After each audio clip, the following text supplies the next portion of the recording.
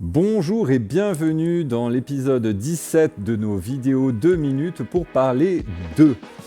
Aujourd'hui, on plonge dans un sujet aussi inspirant qu'essentiel, en tout cas je l'espère, à savoir l'éthique en entreprise. Parce que oui, être performant c'est bien, mais être éthique c'est encore mieux. On y va!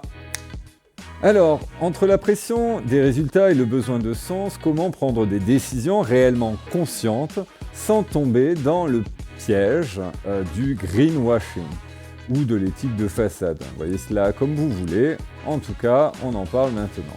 Selon une enquête de l'Institut du Business Éthique, en 2024, 64% des salariés français estiment que leurs employeurs devraient intégrer davantage l'éthique dans la prise de décision stratégique.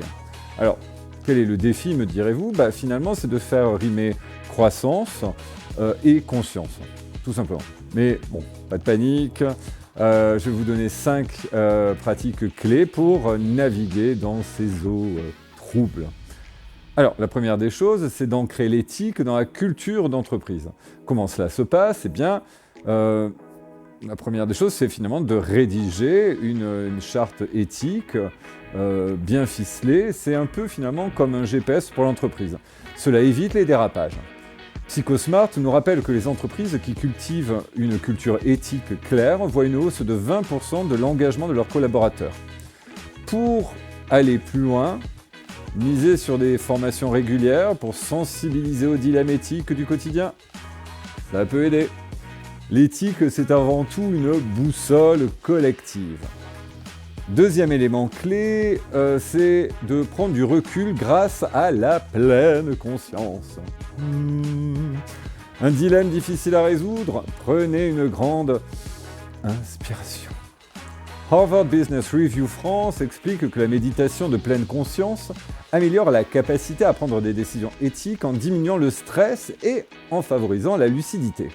Vous pouvez ainsi instaurer des moments de pause dans la journée pour respirer et clarifier vos intentions avant une réunion importante. En bref, cultivez le calme avant l'action. Troisième élément clé, il est question de favoriser la transparence et l'authenticité. La transparence étant un des premiers leviers de motivation aujourd'hui. La confiance, en fait, se mérite, surtout dans le monde de l'entreprise. D'après Maoboa, les pratiques éthiques reposent sur une communication claire et authentique avec les parties prenantes. Par exemple, publier des rapports RSE avec des données vérifiables montre que vous avez conscience de votre impact. Intéressant. Résultat, une amélioration de 15% de la réputation de la marque auprès des consommateurs. Imaginez l'impact également quant à la marque employeur. Alors, on oublie les discours creux et on mise sur des engagements concrets, les gars. Go! Quatrième clé, l'intégration de l'éthique dans les décisions stratégiques.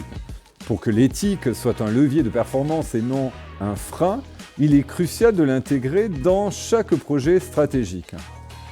Selon ADP France, les entreprises qui prennent des décisions éthiques dès la phase de planification constatent une réduction des risques juridiques de 30%. Par exemple, lors d'un partenariat, assurez-vous que vos valeurs s'alignent avec celles de vos partenaires. Sinon, gare aux désaccords qui pourraient ternir votre image. Cinquième élément clé, encourager la responsabilisation individuelle. Alors, voyons comment ça marche. En effet, une entreprise éthique repose sur des collaborateurs responsables. L'enquête de l'IBE 2024 montre que 72% des salariés souhaitent être davantage impliqués dans les décisions éthiques. Créez donc des espaces d'échange où chacun peut partager des idées ou soulever des alertes sans crainte de représailles. C'est là que le dialogue devient un vrai moteur d'innovation et de progrès. Bref, vous l'aurez compris, l'éthique en entreprise n'est pas juste un sujet de com', c'est un facteur clé de succès durable. En cultivant la transparence, en intégrant des rituels de prise de recul et en engageant chaque collaborateur, on transforme l'éthique en un atout stratégique. J'espère qu'à la suite de cette vidéo, vous serez prêts et prêtes à agir en toute conscience. Partagez vos idées ou initiatives en commentaire, je serai ravi d'y répondre. Souvenez-vous en tout cas que les meilleures décisions sont celles que l'on peut expliquer avec fierté et sérénité. Je vous remercie d'avoir suivi ce 17e épisode de la saison 2 de 2 minutes pour parler d'eux. N'hésitez pas à liker si vous avez apprécié cette vidéo. Donc si ce contenu vous a plu, bien partagez. Vous pouvez vous abonner. Et je vous dis à très vite pour une autre vidéo. Et si vous voulez prolonger le sujet, nous avons notre podcast disponible sur Spotify et Apple très bientôt. Ciao!